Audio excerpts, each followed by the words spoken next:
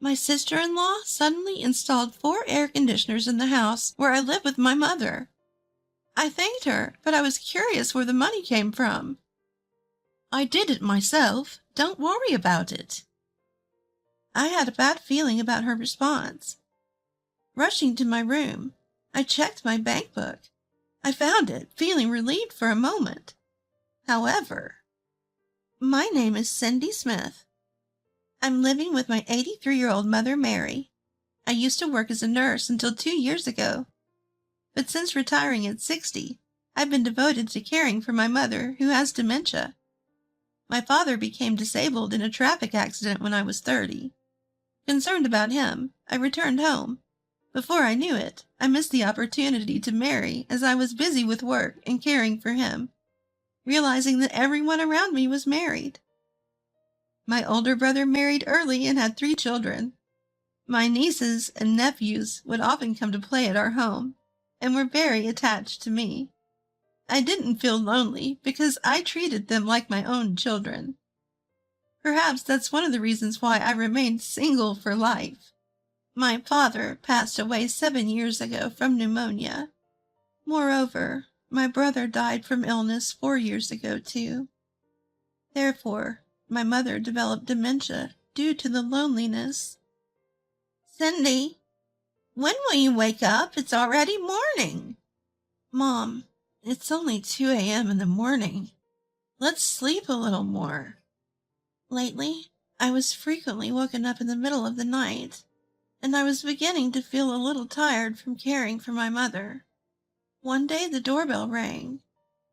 Cindy, you have bags under your eyes. Eat this and cheer up.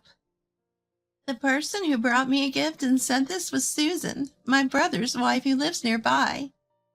Even after my brother's death, she would occasionally visit us and keep my mother company. While she didn't help with the caregiving, she allowed me a break to do housework while she was there, which was very appreciated. If you need anything, let me know. My kids have all their own families now, so I'm free.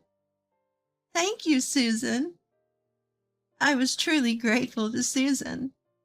Cindy? Mary? Hello? Susan came to visit as usual. All right, let's get the housework done while I have a chance. Today I had to take my mother to the hospital first thing in the morning, so I haven't finished anything at home yet. Preparing dinner, cleaning, laundry, I've got a lot to do. While Susan is keeping an eye on my mother, I bustle around to try to get as much housework done as I can. While I glance at my mother's room, she's alone. Did Susan go to the restroom? Seeing that my mother is in a good mood, I return to my chores. Having finished folding the laundry, I peeked into my mother's room, and she's still alone. Silently making paper craft? Mother, where's Susan? I don't know. Susan, you've been in the restroom quite a while. I wonder if she's not feeling well. Thinking this, I went to my room to put away the folded laundry. Yikes! Susan was standing in my room where no one should be, and I was surprised. Susan, what are you doing in my room? There's no air conditioner in this house, so I was looking around to see where it would be best to install one. Susan replied nonchalantly. If that's the case, she could have asked me instead of just going into my room. I was a bit peeved that she had entered my room without permission. But Susan, unaware of my mood, continued to talk while looking around. I'm very grateful to you, Cindy, for always taking care of my mother-in-law, so I'm going to gift an air conditioner for your room as well. Oh, thank you! I'm glad she's giving me an air conditioner as a gift, but I wish she hadn't entered my room without asking. But Susan didn't mean any harm, and it's a fact that I'm being helped by her visits. She's my sister-in-law. I should be patient. Thinking this, I decided not to complain about her entering my room this time. 2 weeks later, the installation of the air conditioners was completed. Air conditioners were installed in each of the rooms we use, including mine, totaling 4 units. Both Mother and I expressed our gratitude to Susan, who took care of all the procedures and payments. Susan, thank you. By the way, what about the money? Don't worry about it. I did it myself, she said with a cheerful smile. Really? Thank you. I showed Susan my deep appreciation, but I felt a pang of worry inside. Susan had always been a homemaker. She's supposed to be living on her pension and savings left by my brother, but she bought 4 air conditioners all at once? That's quite lavish, isn't it?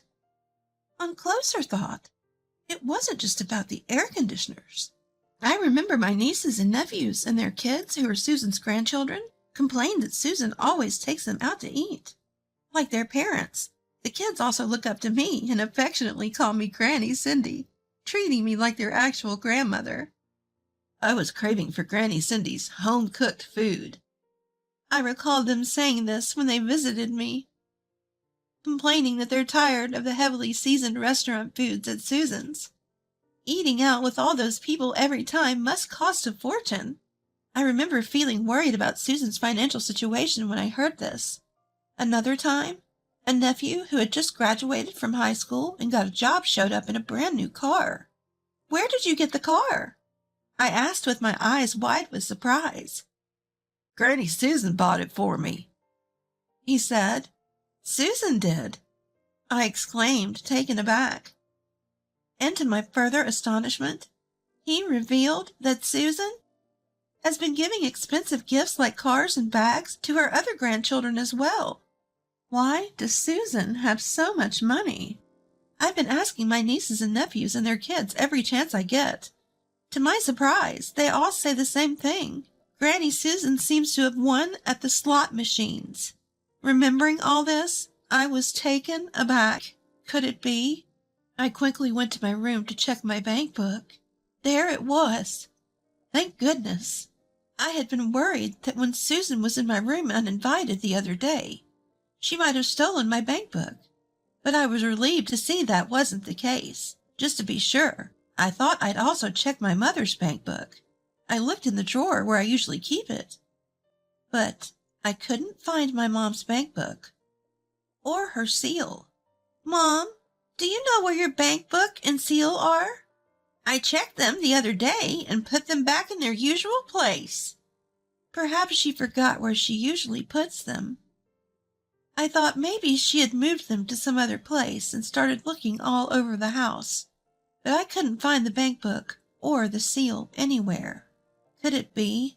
I decided to call Susan. Hello, Susan.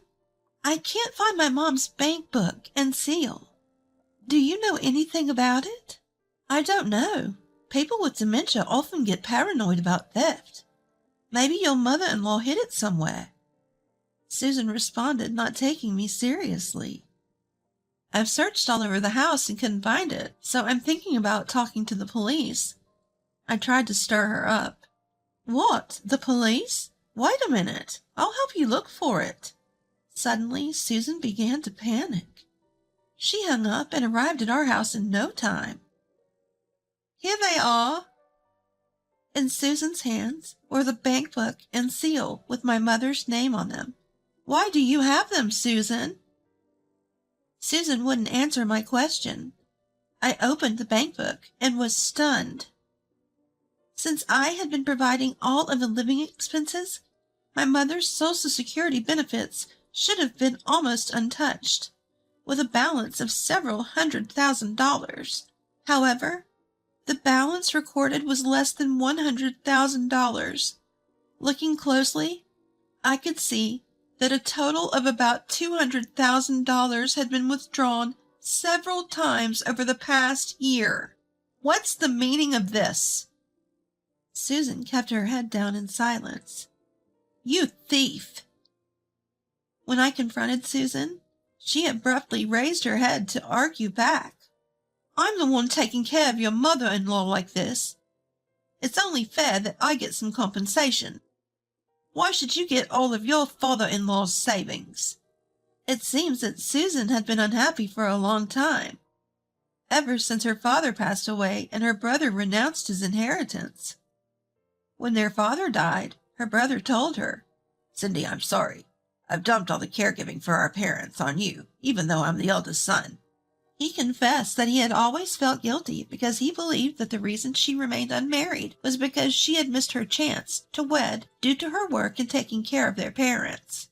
Caring for our parents is a given, and besides, I'm not even sure I would have been married if I wasn't busy. With a laugh, I responded. My brother then said, "Actually, I should have been the one taking care of Mom, but I think I only have a few years left to live. I hate to impose, Cindy, but could you please continue to look after Mom? Our dad didn't leave any debt, so I will renounce my inheritance. Please use my share for Mom's care and living expenses." At that time, her brother was in stage 3 of lung cancer and was repeatedly hospitalized. "Thank you. I'll take care of Mom. You should focus on your treatment. You have to stay healthy because you still have to take care of your grandchildren." And so that's how her brother ended up renouncing his inheritance. However, Susan, who seemed to resent this, subtly courted their mother's favor and skillfully investigated the whereabouts of her bank book and seal over the years after her brother's death. Moreover, this money is used for your air conditioner costs and pocket money for your great-grandchildren. Susan, who seemed to have no malicious intent, claimed with confidence that their mother would absolutely be happier if the money was used for herself and her great-grandchildren during her lifetime. As I fell silent, Susan started to say even more incomprehensible things. "When your mother-in-law passes away, I will probably receive the inheritance. It's a natural right as the wife of the eldest son," even as I wondered what she meant to say by natural right. Susan asserted that since I don't have children, naturally the future maintenance of the grave would be done by her own children. Therefore, she claimed that the house and land should also be transferred to her as a form of compensation. Keeping quiet would only let her get carried away. What was she talking about? She claims it's for our mother, for the great-grandchildren, but that's just a camouflage. Most of it was being used for Susan's leisure expenses. I felt a boiling rage. It was impossible to have a proper discussion with this woman. Realizing this, I reported to the police that she had been arbitrarily using my mother's precious savings. A few days later, my nephews, nieces, and their children all came to my house. "Aunt Cindy, we heard everything from the police. We're really sorry that Mom was taking out Grandma's savings arbitrarily." Everyone apologized in unison and promised that they would definitely repay the $200,000 that Susan had spent, no matter how many years it took. Susan insisted that we shouldn't hesitate to buy the car, that we'll pay back the cost, even if it takes some time. Even the child of my adult nephew bowed deeply to me. It seems they're all genuinely reflecting. But the audacity of it all! Normally, winning enough money at slots to buy multiple cars is absurd, don't you think? You're all lacking a little common sense. I pointed out to my nephews and nieces who didn't question the wealth of their mother, Susan.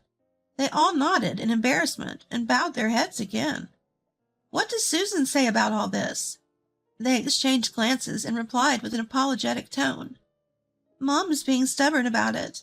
But, Auntie, we promise we'll take responsibility." How astounding Susan could be when her children and grandchildren were here bowing their heads. No matter how much I detest Susan, I cannot fully despise her. However, these kids seem to genuinely reflect and have a long life ahead of them, even though it's due to their lack of common sense. It's too pitiful to be tied down by debts. This incident should have been a lesson in life. With that in mind, I told them, "You don't need to pay back the $200,000 that Susan spent. I'll withdraw the theft report as well.